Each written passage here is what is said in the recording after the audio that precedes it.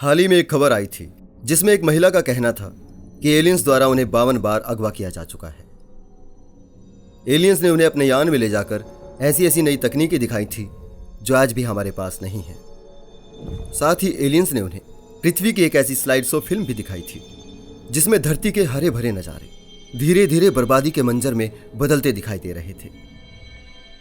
Aliens द्वारा अगवा किए जाने वाली ये घटनाएं सुनने में बेशक अजीब लगती हो, लेकिन वैश्विक स्तर पर इस तरह की घटनाएं आम बात है और कहानी भी सबकी लगभग एक जैसी ही होती है।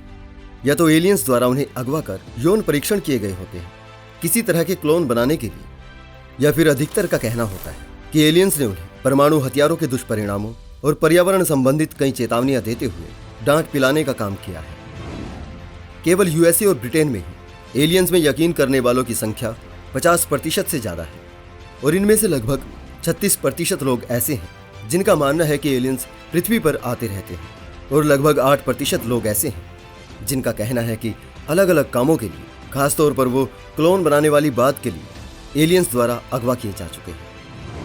अगर माना जाए कि एलियंस की दिलचस्पी अमेरिकन ब्रिटिश तक सीमित नहीं है तो कहा जा सकता है कि पिछले 5 दशकों में कम से कम 10-12 करोड़ लोग एलियंस द्वारा कभी ना कभी अगवा किए जा चुके हैं। लेकिन हैरानी की बात है कि इतनी सारी विश्वसनीय वैज्ञानिक संस्थाओं के होते हुए जो आसमान में हरदम टकटकी लगाए बैठे रहती हैं, उन्हें एलियंस के धरती पर आने जाने और लोगों को उठाने की भनक तक नहीं पड़ती। या तो फिर ऐसा हो सकता है कि एलियंस मैन इन ब्लैक में दिखाए उस गैजेट का इस्तेमाल करते हो जो बाकी लोगों की याददाश्त मिटा देता था। या फिर ये कहा जा सकता है कि विभिन्न देशों की सरकारें इस मामले में मिली हुई हैं जो आम जनता से एलियंस के पृथ्वी पर आने जाने की बात को छुपा रही हैं। आखिर लाखों करोड़ों लोग एक साथ गलत तो नहीं हो सकते। खैर, रहस्य बनाकर उलझाए रखने के लिए तो ये बात ठीक है, लेकिन वास्तव में क्या हमारी कल्पनाओं जैसे जीव एलियंस होते हैं? क्या वास्तव में एलियंस इस धरती पर आए हैं, या फिर एलियंस भी कोई आधुनिक जमाने का अंधविश्वास है?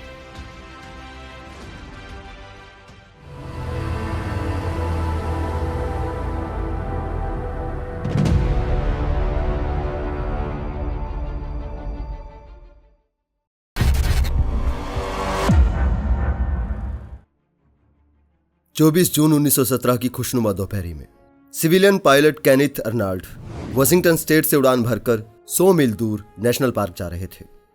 तभी आसमान में उन्होंने 9 अजीब चीजों को श्रृंखलाबद्ध तरीके से उड़ते देखा। एक मीडिया इंटरव्यू में पूछे गए सवाल के जवाब में अर्नाल्ड का कहना था कि ये चीजें क्या हो सकती हैं वो नहीं जानते।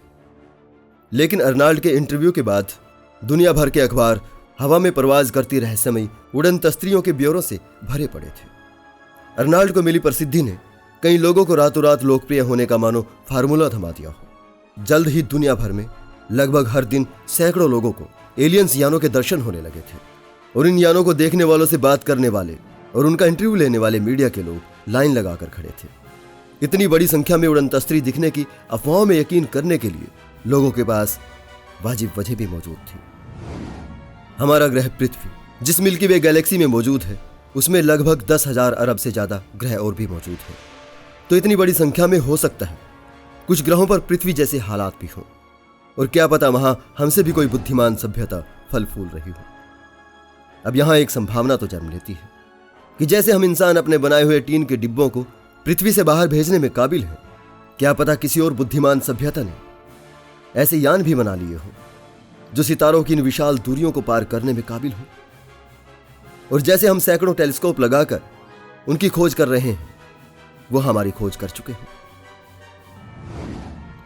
50 और 60 का दशक सितारों की दुनिया को लेकर रहस्य और रोमांच की पहली उड़ानों का दौर था, क्योंकि हम पहली बार अपनी बनाई मशीनों को पृथ्वी से बाहर भेज रहे थे। दूसरे ग्रहों पर मानव बस्तियां बसाने और आधुनिक अंतरिक्ष यानों की चर्चाओं से अखबार भरे होते थे।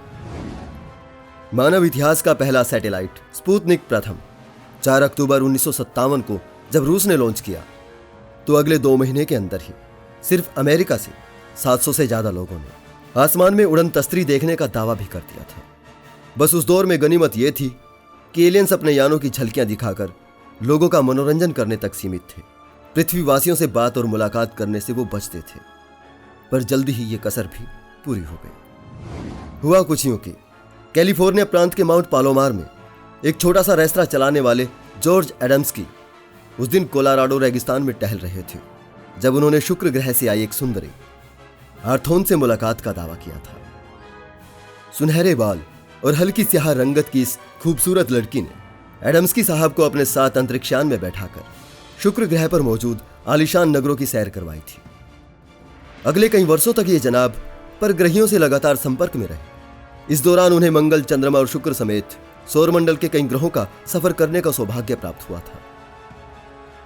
आम जनता के बीच दिए गए अपने व्याख्यानों में वे बार बार दोहराते थे कि वीनस, मंगल आदि सभी ग्रहों का वातावरण इंसानों के योग्य है। मंगल पर नहरों का विशाल जाल तो पृथ्वी से भी देखा जा सकता है। इन ग्रहों पर बुद्धिमान प्रजातियों का राज है और पृथ्वी से दिखने वाली चांद की सतह के दूसरी ओर, जिसे the dark side of moon भी कहा जाता है, वहां अति आधुनिक बुद्धिमान एलियंस के जहाजी बेड़े मौजूद हैं।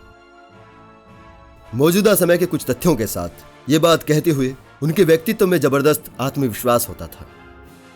पर किसे पता था कि आने वाले कुछ वर्षों में ही हम इनके द्वारा बताए गए इन ग्रहों पर आधुनिक मशीनों को सफलतापूर्वक उतार लेंगे और आर्टिफिशियल सैटेलाइट को इन ग्रहों की कक्षा में स्थापित कर इन ग्रहों की जमीन का सीधा अवलोकन करने में सक्षम होंगे और उनके द्वारा बताए गए इन ग्रहों के विवरणों पर सवालिया निशान खड़े हो जाएंगे। जिस वीनस में उन्होंने रोमांचक सैर करके उसे पृथ्वी के ही समान बताया था, वो वीनस तो घातक सल्फ्यूरिक एसिड की निरंतर होती वर्षा से सराबोर एक ऐसा नर्क है जहां तापमान प्रचंड रूप से 160 डिग्री से भी अधिक है, जो लेड तक को भी पिघला सकता है।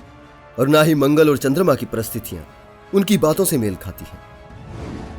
अब या तो वो मक्कार एलियन लड़की झूठ बोल रही थी जिसके साथ एडम्सकी साहब ने इन ग्रहों की सैर की थी। हो सकता है वो उन्हें सुदूर अंतरिक्ष के किन्हीं और ग्रहों पर ले गई हो और कह दिया हो कि ये मंगल, वीनस और चंद्रमा है।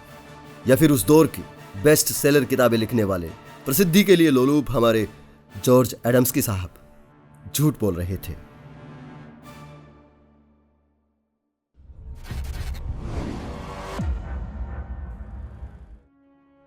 सत्तर के दशक में इंग्लैंड में कुछ बेहद अजीब घटनाओं का क्रम शुरू हुआ था। उन दिनों हाईवे के किनारे मौजूद खेतों में बने अजीब से सर्कल्स लोगों का ध्यान खींचने लगे थे। रातों रात प्रकट हो जाने वाले ये सर्कल्स शुरू में बेहद सामान्य और गोल रचनाएं होती थी, लेकिन फिर ये धीरे धीरे विभिन्न आकार के संदेश रूपी आकृतियों के रूप में सैकड़ों स्थानों पर रातों रात प्रकट होने लगे थे। पहले वैज्ञानिकों ने इनके बनने का कारण बवंडर और भंवर रूपी तूफानों को बताया था, पर समय के साथ पैदा होती इनकी जटिलता से इनकी प्राकृतिक व्याख्या संभव होती गई। क्या ये किसी एलियन स्पेसशिप की खेतों में लैंडिंग के कारण बने निशान थे, या एलियंस किसी प्रकार के ज्योमेट्रिकल संदेश भेजकर हमसे किसी तरह का संवाद करना चाहते थे? क्योंकि कोई और तो सैकड़ों खेतों में इस प्रकार की आकृतियां बनाने में समय नष्ट नहीं करेगा सिवाय एलियंस के। क्रॉप सर्कल्स के नाम से प्रसिद्ध हुई इन कलाकृतियों ने दुनिया भर की मीडिया का ध्यान खींचना शुरू कर दिया था। उस वक्त क्रॉप सर्कल पर लिखी गई किताबें लाखों की संख्या में बिकी और बेस्ट सेलर हुई थी। ब्रिटिश संसद में इस बाबत सवाल पूछे जाने लगे थे। रक्षा विभाग ने क्रॉप सर्कल्स की तहकीकात के लिए समितियां गठित करती थी। एलियंस समर्थकों द्वारा इन सर्कल्स में एलियन का हाथ होने की पुष्टि होने लगी थी। ओझा और आध्यात्मिक गुरु इनमें से एक अनोखे प्रकार की ऊर्जा प्राप्त होने का दावा करने लगे थे, लेकिन बाद में इन बेहद जटिल गोल आकृतियों की हकीकत कुछ और ही निकली। साल 1991 में साउथहैम्पटन इलाके से डग बावर और डेव चार्ली नाम के दो लोग मीडिया के सामने आए और खुद ये बात कही कि वे पिछले 15 सालों से इस तरह के क्रॉप सर्कल्स इंग्लैंड में कई इलाकों में बना रहे थे। वास्तव में हुआ यह था कि वर्ष 1966 में ऑस्ट्रेलिया के क्वींसलैंड इलाके में एक किसान ने दलदल के ऊपर एलियन यान देखने का दावा किया था। जांच में किसी यान का तो कोई सबूत नहीं मिला था, पर दलदल में एक गोल आकृति अवश्य मौजूद थी जिसे एलियन यान की लैंडिंग साइट कहकर प्रचारित किया गया था। इस घटना को मिली वैश्विक फुटेज ने डग और डेव का ध्यान खींचा था और उन्हें लगा कि इस तरह की मस्करी से अच्छा मन बहलाव क्या हो सकता है। अब इन दोनों आदमियों का मनोविज्ञान समझने की चीज है। जब ये दोनों अखबार में अपनी बनाई कलाकृतियों के बारे में विशेषज्ञों की राय पढ़ते थे कि इस तरह का आर्टवर्क तो कोई और बाहरी बुद्धिमान सभ्यता ही बना सकती है, तो उन्हें यह अपने काम की तारीफ लगती थी और ये पूरी मेहनत और लगन से अगली बार और भी जटिल कलाकृति बनाने की कोशिश करते थे। उनके अंदर एक मस्खरे खिलाड़ी के साथ साथ एक कलाकार भी छुपा हुआ था और समय के साथ उनका यह मजाक जुनून की हद तक पागलपन बनने लगा था। उदाहरण के लिए एक बार उनकी बनाई किसी गोल कलाकृति में फसलों के पाटने की दिशा क्लॉकवाइज थी, यानी फसल के पौधे घड़ी की सुइयों की दिशा में समतल किए गए थे। इस कारण किसी वैज्ञानिक ने जांच के बाद कहा था कि यह किसी बवंडर का काम हो सकता है। अखबार में यह पढ़कर डेव और डग थोड़ा निराश हुए थे और उन्होंने अगली आकृति में क्लॉकवाइज गोलों के चारों तरफ काउंटर क्लॉकवाइज दिशा में बांटी गई फसलों से एक बड़ा गोला भी बना दिया, ताकि वैज्ञानिक अगली बार भ्रमित हो जाए और डेव और डग को मानसिक आनंद की खुराक प्राप्त हो सके। इन्होंने एक बार एक सर्कल के साथ अंग्रेजी में वी आर नॉट अलोन लिखकर एलियंस द्वारा हमें संदेश दिए जाने का भ्रम भी पैदा करने की कोशिश की थी। लेकिन किसी ने सच कहा है, नकल के लिए भी अकल होनी चाहिए, क्योंकि संदेश तो यह होना चाहिए था, यू आर नॉट अलोन। बहरहाल डेव और डग द्वारा यह भद्दा मजाक शुरू किए जाने के बाद अलग अलग जगहों पे दूसरे क्रॉप सर्कल्स प्रकट होने लगे थे। ये दोनों आदमी जब जीवन के 60वें दशक में दाखिल हो चुके थे और निरंतर 15 साल से किए जा रहे इस मस्खरेपन से बोर हो चुके थे, तो इन्हें लगने लगा कि अब देर की तो शायद कोई और ही उनकी इस मेहनत का श्रेय न लूट कर ले जाए। इसलिए वे खुद ही मीडिया के सामने आ गए और सामान्य से यंत्रों की मदद से कई क्रॉप सर्कल्स बनाकर दिखाए।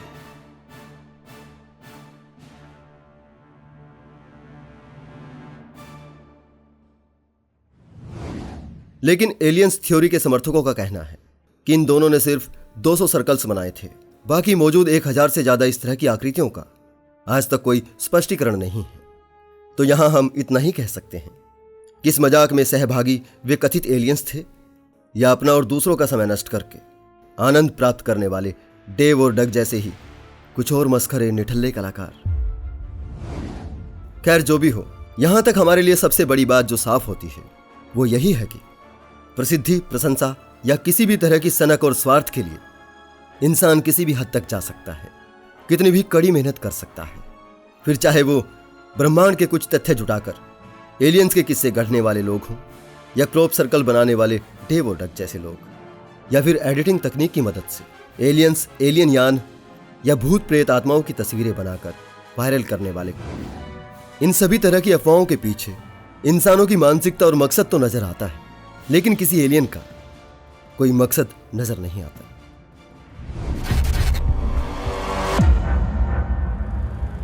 पुराने दिनों में लोगों को अगवा करने के पीछे एलियंस का मुख्य मकसद या तो उन पर यौन परीक्षण करना होता था या फिर मानव जाति पर मंडरा रहे खतरों से आगाह करना होता था। अगर उनका मकसद इंसानों पर यौन परीक्षण करके किसी तरह की क्लोन संतानें पैदा करना था, तो सोचने वाली बात है कोई हमसे भी ज्यादा एडवांस्ड सिविलाइजेशन, और वो भी इतनी आधुनिक कि सितारों के बीच मौजूदा प्रकाश वर्षों का लंबा सफर करके हमारी पृथ्वी तक पहुंच सकती है, तो ऐसी तकनीक अपनाने वाले ये उन्नत एलियंस बायोलॉजी के मामले में हमसे इतने फिसड्डी क्यों हैं? क्यों उन्हें हाइब्रिड संतानों के लिए या इसके जैसे किसी भी सरोकार के लिए बार बार, लाखों बार इंसानों को अगवा करने की जहमत उठानी पड़ती है? उनमें कम से कम इतनी तो अकल होनी चाहिए कि वो एक ही बार में कुछ शुक्राणु अंडाणु चुराए, जेनेटिक कोड पढ़े और डीएनए की जितनी चाहे कॉपी बनाए। हम जैसे तुच्छ इंसान तक कोशिकाओं से क्लोन तैयार करने में काबिल हो चुके हैं, पर सितारों के बीच विशाल दूरियां तय करने में काबिल ये उन्नत एलियंस इतना भी नहीं जानते। मानव जाति पर मंडराते खतरों से आगाह करने वाली बात भी मुझे बड़ी रोचक लगती है। मानवों का भला चाहने वाले ये कथित एलियंस इतने सुस्त क्यों हैं? आखिर क्यों नहीं 50 के दशक में ही CFC की खपत बढ़ते ही ओजोन परत को नुकसान होने वाली बात के लिए इन्होंने चेतावनी जारी नहीं की, या HIV जैसे घातक वायरस के बारे में समय रहते ही 70 के दशक में ही क्यों नहीं बता दिया था, जब ये चेतावनियां वाकई में हमारा कुछ भला कर सकती थी। परमाणु हथियारों के उदय के पहले ही इन आसमानी दूतों ने हमें क्यों नहीं चेताया था? अब हमें पर्यावरण या मानव स्वास्थ्य से संबंधित भविष्य के किसी ऐसे खतरे से आगाह क्यों नहीं किया जा रहा जिसका पूर्वानुमान हम अभी तक नहीं लगा पाए हों? अगर मानवों की भलाई एलियंस का मेन मकसद है, तो ऐसी चेतावनियां देने के लिए उन्हें भोले भाले लोगों को अगवा करने की क्या जरूरत है, जिनकी बातों पर सरकारें विश्वास भी नहीं करती? क्यों नहीं है कि बार में सार्वजनिक लैंडिंग करके सारी दुनिया को एक साथ पैगाम दे दे कि भैया सुधर जाओ, नहीं तो बहुत बुरा होगा। या फिर इन सबसे बेहतर है कि हमारे ब्रॉडकास्टिंग नेटवर्क को ही हैक करके लाइव आ जाए। अगर उनमें हमारी जितनी भी अकल नहीं है कि वो ऐसा सोच सके, तो फिर वो यहां आने लायक सितारों के बीच की विशाल दूरियों को तय करने वाला कोई यान भी कैसे बना सकते हैं। खैर, एलियंस लाइफ तो कई ग्रहों पर हो सकती है, लेकिन इन देवदूतों जैसे एलियंस का कोई सबूत नहीं है।